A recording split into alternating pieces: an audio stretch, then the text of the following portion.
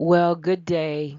It is Dr. D for the second part of a two-part series called The Correct Side of Obedience. Remember, I call it the other side because most of us spend time on the non obedient side. So the scenery looks different on this side of obedience. And that's what we're talking about here. Just a little review. Remember, on the correct side of obedience, the atmosphere is full of pitfalls, which could be called your feelings or potholes. Pitfalls, potholes, one of the same. Your feelings can cause you to have wrong thoughts, wrong directions. Remember, your expectations could be incorrect. It doesn't look like you thought it would look. You've been asking God to answer prayer, and He answers it a different way. So, on the correct side of obedience, we got to watch out for our feelings and we have to put our expectations in check. That's a review from last time. Let's move on to this time. There is a process that you will face even on this side. Well, I'm obedient and I should have be here. I should have arrived already. My mind went blank there for a minute. I should have arrived. Why am I not there? The goal seems further away. Boy, there's a process on this side too that you will face. There is a proving ground, our purification process. Remember, even if you do decide to follow God, there's still a process that He's going to take you through. Malachi 3:3 talks about this process. This is the Old Testament, and they're talking about the ark and the sons of Levi. They had to be purified like gold and silver to make their offerings righteous to the Lord. In Luke, going to the New Testament, Luke 2:22, it talks about when their days of purification were complete, then they will be presented to the Lord. So the Old Testament talked about purification, New Testament talks about purification. I really love 1 John 3:3. And 1 John 3:3 says that everybody who has this hope fixed on Him purifies himself, just as God is pure. Everybody who has this hope fixed on the Lord purifies himself. So there is a process that we have to go through. You know, I'm not where I want to be, but I'm much further than I once was. In episode 1, I was talking about my feelings, my perfection feelings, that I wanted everything perfected. And when I opened my Bible app, I found out that I had skipped a day and I almost had a meltdown.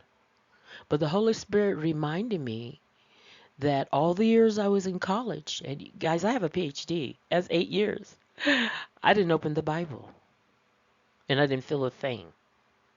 Now here I am weeping because I didn't go into my Bible app, even though I opened the Bible. I didn't go into my app for one day.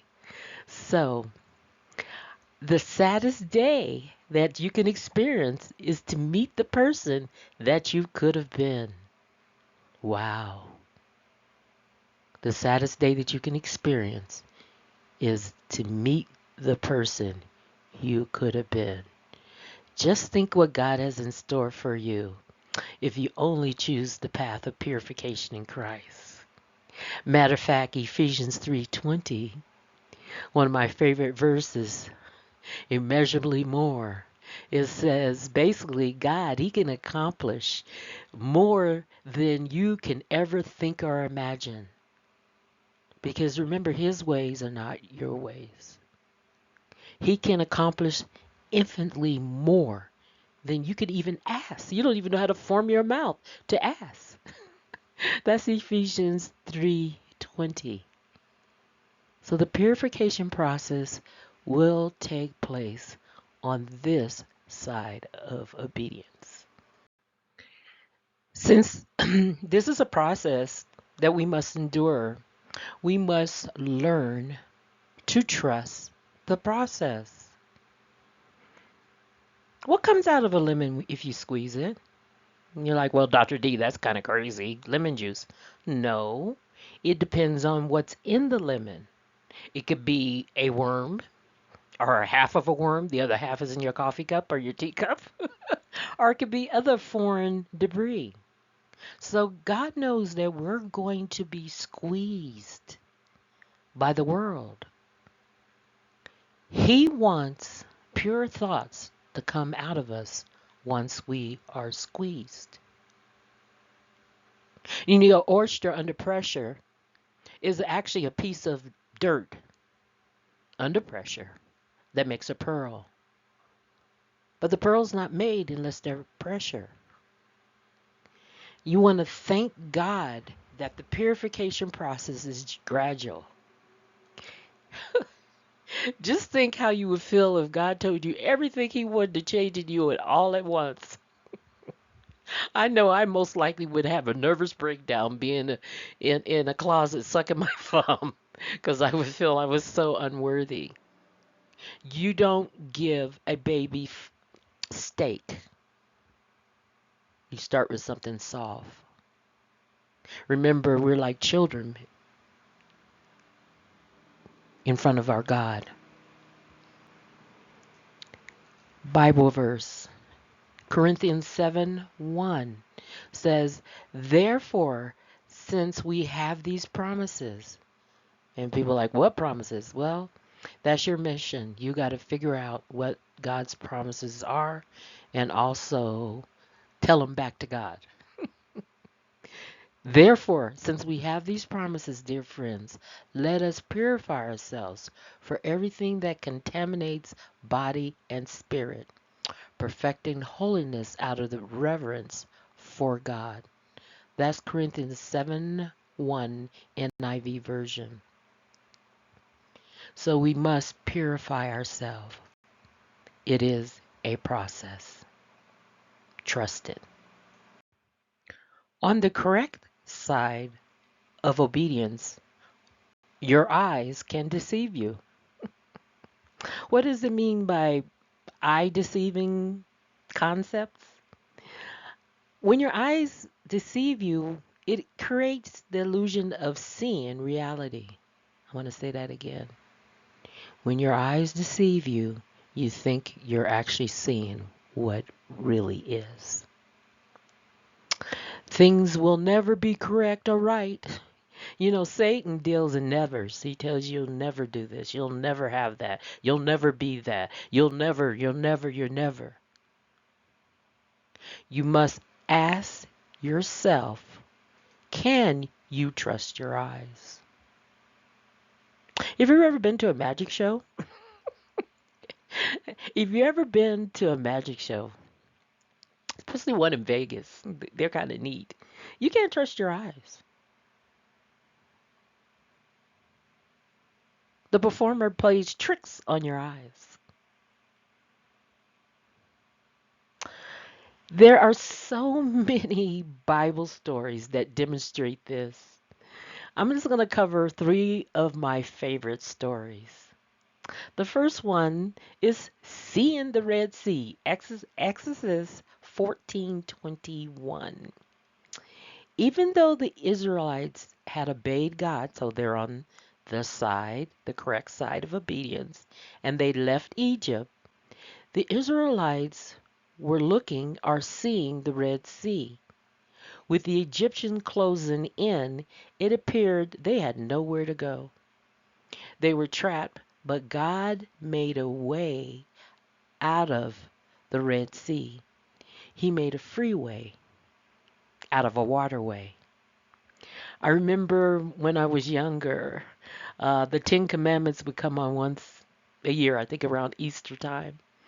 The original film was released in 1956.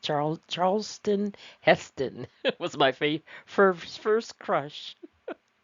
He played Moses. It was amazing to see him raise up his staff and the sea to part, the Red Sea to part on film.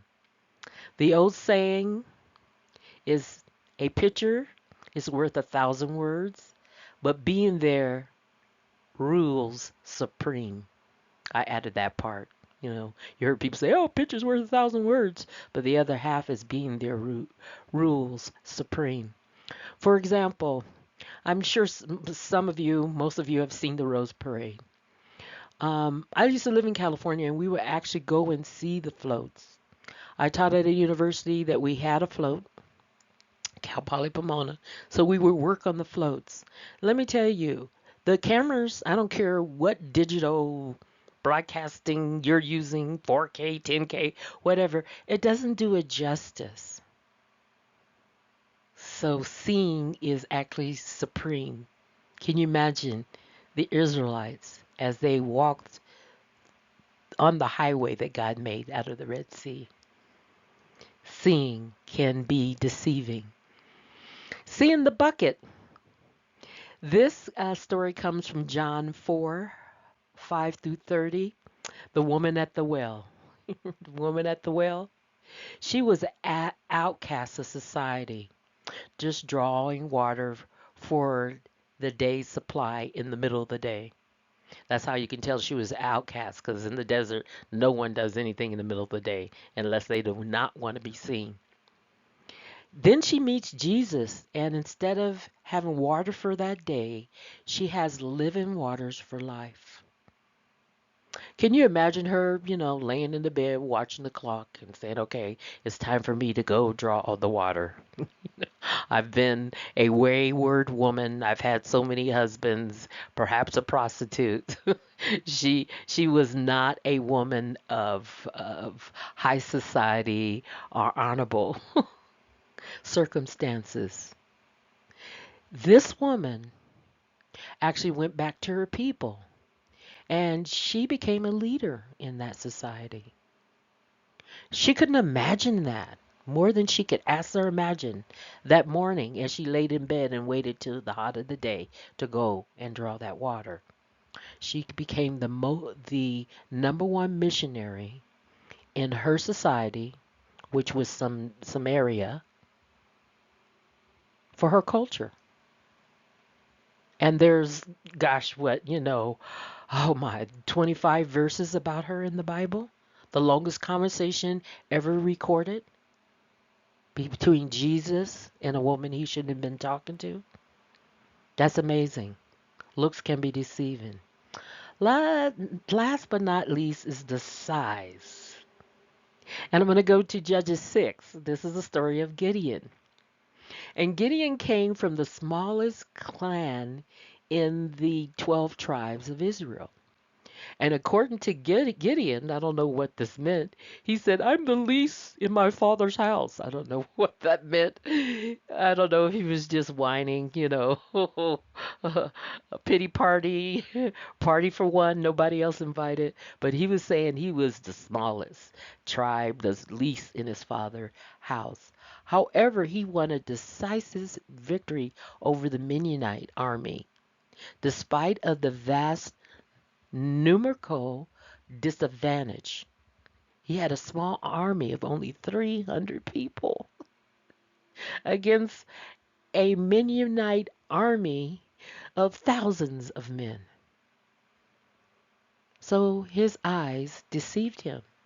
The Red Sea, the Egyptians, they were seeing no way out. The woman at the well, seeing only the bucket, and feeling that she's an outcast of society.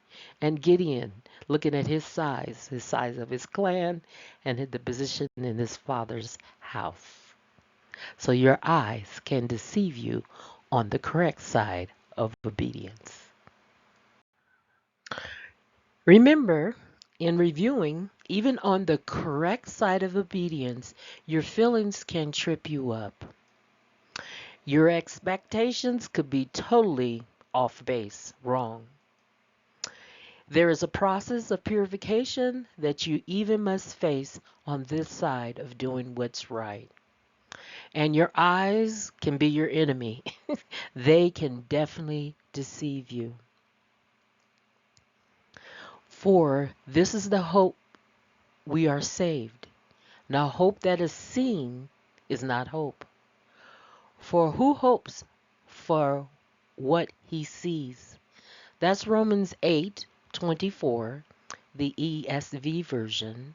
I like 25 too. It says, "But if we hope for what we do not see, we wait for it patiently." That's the 25th verse of Romans 8. Hope is very important for all of us to have. And God works in the unseen. Isn't that wonderful that He works in the unseen? The spiritual world is more powerful than the physical world. A lot of people don't understand that. There's a lot of spiritual battles that are going on between God and his adversary. But we know the end of the story. It's kind of like in a scary movie. I got to rewind to the end to see who lives. So then I can relax and watch the rest of it. God works in the unseen world. I love Isaiah 43:19. This is the CSB version. It says, "Look, I'm about to do a new thing. Even now it's coming." So that means it's coming, but we don't see it. And the verse asks, "Do you not see it?" There's those are those eyes. We don't see it. Indeed, I will make a way in the wilderness. I will do beyond your expectation, immeasurably more than you can imagine. I will make a way in the wilderness, and I'm going to make rivers in the desert. That's Isaiah 43:19. I love this because this is saying that God is going before me. He's working in the unseen. I don't have to worry about the future. He's already there. Neither do you. Remember, Jesus answered and said to him, "Whoever loves me will keep my word, and my Father will love him." Obedience is very important. "And we will come to him and make our dwelling within him." That's John 14:23, ESV version. Well, I want you to take comfort in the fact that God does work in the unseen world. And this gives you hope for your future. Remember, we want to be on the correct or the other side of obedience, which is the correct side. Hopefully, that you understand that God is inviting you to dwell with Him. And that gives you the keys to a hopeful future. Until next time, God bless. Dr. D.